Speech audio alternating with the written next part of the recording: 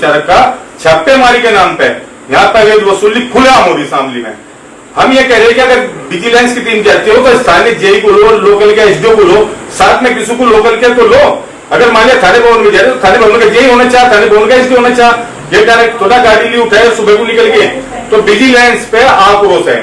मेरा आक्रोश नहीं, किसानों का, मजदूरों का, शामली के नागरिकों का, जो यहाँ के नागरिक हैं, जो शामली की जनता है, उन्हें आक्रोश है। और वो मुद्दा उठाने के लिए हम आए थे। हमने हमारी बात कल एससी साहब से हुई थी। एससी साहब कहते हैं कि ठीक है कल मुलाकात हो जाएगी और इसमें बैठ कर बता दियो। अगर एससी साहब इस बात पर ध्यान नहीं देते उसके आगे की प्रक्रिया क्या होगी? भाई घेराव करेंगे इनका, वाज तय हो जाएगा, सलाह मशवरा हो जाएगा, किसानों का, हमारा सबका बैठ कर बात हो जाएगी। तरस सब है 4 या 5 तारीख में पुरजोर तरीके से एससी साहब का घेराव होगा, क्योंकि एससी साहब इसके नोडल है।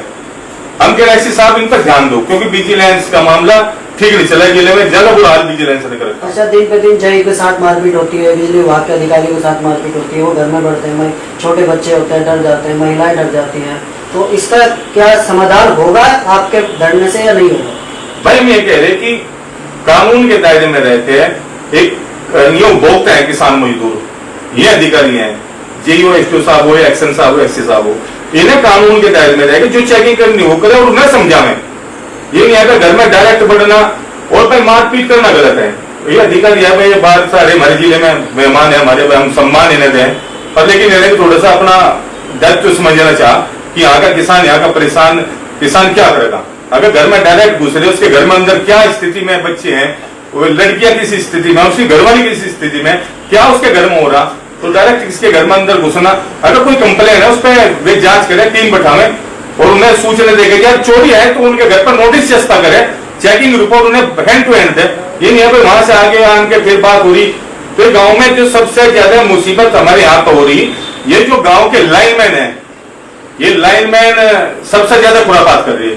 लोकल के हैं और इन्हें ज्यादातर गांव की जानकारी है और इन्हें पता कि किससे पैसा होगा, कौन पैसा देगा, किसकी एफआईआर दर्ज होनी। तो लाइनमैन को भी ये कहे कि शामली जिले के लाइनमैन थोड़ा सा अपनी आदत में सुधार करे, क्योंकि लाइनमैन में कोई खंभा टूट जाए, 11,000 के अब आंधी आई थी, तूफान आया था, उसमें 11,000 के खंभे टूटे, 33 के टूटे, एलटी के भी टूटे। लाइनमैन ने यहाँ तक कह दिया कि मैं पैसे लेकर खंभे लगाऊंगे, क्या विभाग उन्हें सैलरी नहीं दे रहा है, क्या कर रहे हैं। तो लाइनमैन भी थोड़ा सा अपना सुधार करे। शामली जिले के, मैं पूरे जो जिले में लाइनमैन है उन सबको कहना चाह रहा कि भाई लाइनमैन में अपना थोड़ा सुधार करे। ये शामली आपकी है और शामली वाले आपके हैं। अभी आपको कितने बजे बुलाया था एससी साहब ने? अभी वो मौजूद नहीं है यहाँ पे, ऐसा क्यों हुआ कि वो चले गए यहाँ से? कल जो बात हुई थी एससी साहब से, उन्होंने कहा था कि 12:20 से पहले आप किसी भी टाइम आइए। तो हम यहाँ 11, 11:30 के करीब आ गए थे और अब यहाँ 12:30 हो रहे। उन्होंने कहा था कि अब पता लगा कि मीटिंग में है, किसी मीटिंग में।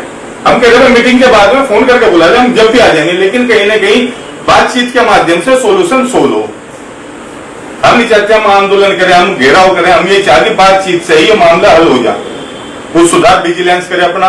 हम भी कहें किसानों को भाई बिजली की चोरी ना करो, पर लेकिन ये ना है कि चोरी के ऊपर चोरी के नाम से छापेमारी करके अवैध वसूली हो, वो गलत है। 1.5 लाख रुपए के नोटिस जा रहे हैं, 1,75,000, 2 लाख, 1.5 लाख, 1,20,000 के नोटिस लोगों के जा रहे हैं।